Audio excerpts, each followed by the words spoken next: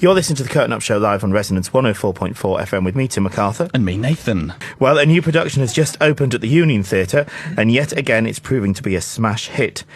The year is 1971. Michael Dog may be a computer geek, but he's invented something that could change the world. He also discovered girls, a prospect almost as exciting as his love of, what's that one? Binary. What's that? It's the ones and the zeros.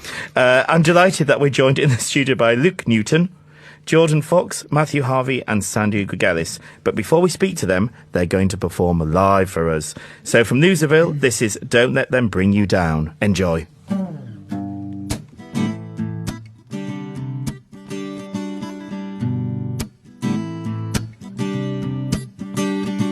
Stop it, don't you even say it. We don't have to take it. Listen to that voice that whispers deep inside of you. Screw them and their pearls of wisdom. You don't have to listen. If they can't understand, you have a different point of view. And you don't want to be like them. If you feel like you've been beaten, you are not alone. If you dream it, you can achieve it. You can get to where you want to go. I don't know why those idiots try break me every time that they see me around. Don't let them bring you down.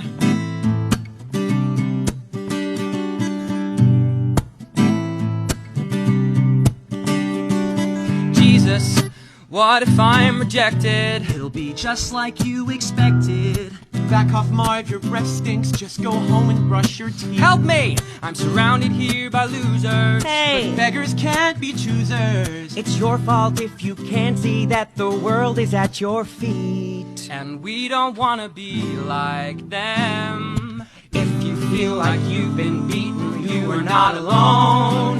If you dream it, you can achieve it. You can get to where you want to go. I don't know why those idiots try break me every time that they see me around. They laugh at me. They criticize the clothes I wear, and they put dog shit in my hair. Invite me places that aren't there. And when I'm hurt, they just don't care. But we can turn this all around. Get our feet back on the ground. Don't let them bring you down. Get geeking, Michael! Don't let them bring you down.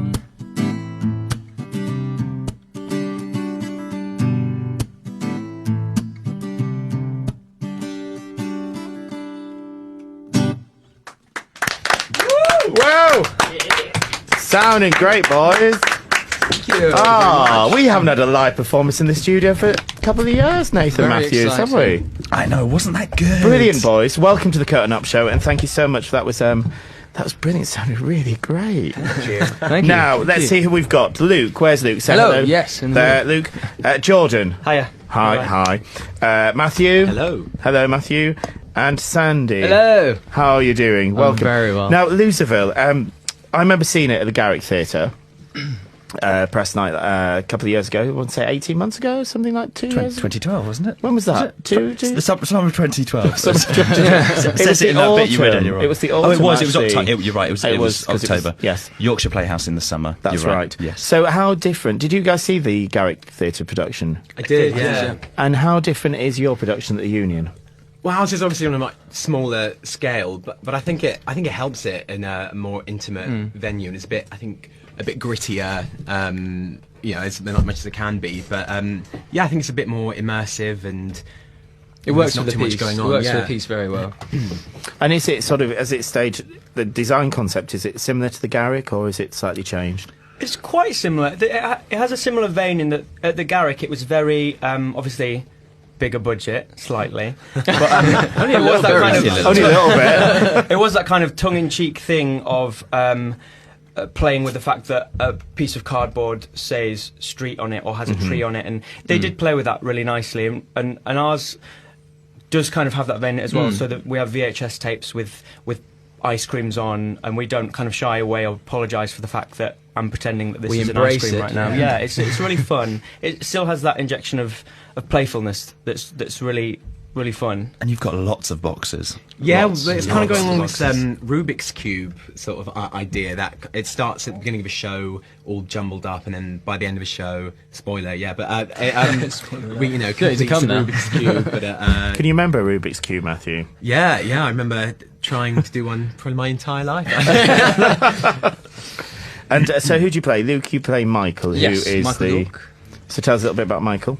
He is a young man, very keen on trying to change sort of the world in computers. He is he's trying to work out a way of sending messages from one computer to another.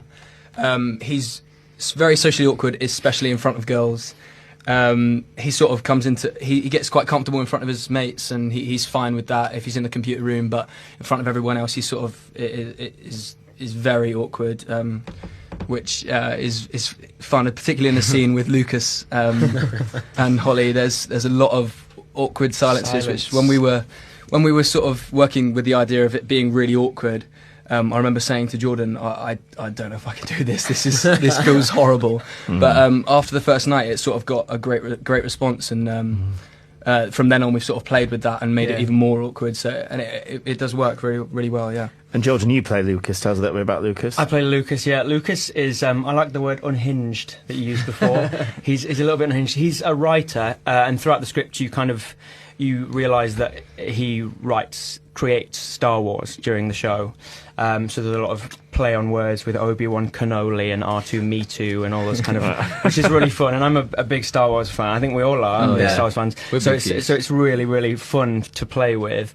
But yeah, he's got issues with vocal control. He doesn't really know when to shut up, and it's a really nice part because he's got a really nice dramatic arc in that he's quite funny, but then obviously he loses the girl to his best mate, and so he does have a little bit of a darker side as well. He goes through a little bit of a hard time, and then he sings about it, which is nice. And Matthew, you play... I'm Francis Weir, and Marvin and I, played by Sandy, we're sort of a dynamic, dysfunctional duo. Yeah, been kind referred of comedy to. sidekicks. So we're sort of very geeky and in more of a fanboy kind of style. So while Michael's trying to solve this communication problem and Lucas is writing his book, we're sort of Messing around with our starship and making Star Boys with their Trek quotes. toys. Exactly, exactly, We have an yeah. incredible starship. We're the which annoying most of the ones. budget's gone on it. So it's the Sainsbury's trolley covered Lots in of foil. Yeah. And Sandy, you play Marvin then. Marvin that's it. Camden, yes, which is Dan Buckley's part actually. Oh, Yeah. Was that your part then? Did you feel pressured when he came? Did you know he was Oh coming my God, to watch it? I'm sweating a little bit now because he's here. Yeah. I No, actually it's a mentioned great to part. Sandy that Dan was coming because Dan had messaged me saying the only day I can come and see the show is the second day. I'm really sorry about that because he knows what it's like with previews, how everything can be changing. Yeah. And I remember saying, just like sort of subtly saying, Sandy, Dan's coming. He played Marvin, in town. And Sandy's like, oh great, thanks. Thanks very much. Cheers, yeah. And has Elliot been in to see it? Yeah, same day as Stan. Actually, it was the second preview, was it? Mm-hmm. So Oh, that was sort of- no. James came in second. Oh, that was it. Yeah. So James Bourne, I think they're doing a McBusted tour at the moment. Yeah, so yeah. he flew in from Australia. That 5 a.m. About that very morning, tired, and they came to see our show. day. Yeah. And it was awful because we were going through a few technical difficulties on that night, and the show started. Was it 30 or 40 minutes late because we were trying to get these lights to communicate with each other, which is funny enough. So we thought, oh no, having him flown in, but he really enjoyed the show, and I think he and coming back, Elliot isn't he? want to come in and see it again, which is nice. That's now it's kind nice. of a bit more. Did you sort of feel pressure because obviously Loserville, and unfortunately it didn't run for a long time in the West End. I think it's about 3.5 months, which actually is quite a long time. But I knew it was expected to run longer. Is there, as actors, is there pressure because obviously it's got such a fan base as well for the show? Is there a pressure to sort of live up to expectations when you get all the fans coming to see the show? A little bit. Yeah, a little bit. It's sort of good pressure in a way because you kind of need that pressure to push you to work harder, and the songs are so good, and like it's a privilege to get to sing them every night, and to have the writers to come in and then say that they liked it is just there's so much joy that you get from it, just to be like, yes, thank you very much, and thank you for writing it, and it's brilliant. So it's actually a good thing. When all the stuff came out at the beginning about it's coming back, like it's good because it makes you work harder. And the fan base for it is kind of, I think you often get shows where people go, okay, so is this going to measure up? You know, let's see it. But in terms of the audiences we've been having, you always get the kind of feeling that they want it to be really good, and you know, so I don't think we're having to win them over. I think it's more of it's quite nostalgic. And are the old Busted like fans? Yeah. Oh wow, God, I love Busted, but. Oh, is this live? No, It's out there. Yeah, it's out there. But yeah, no, I love.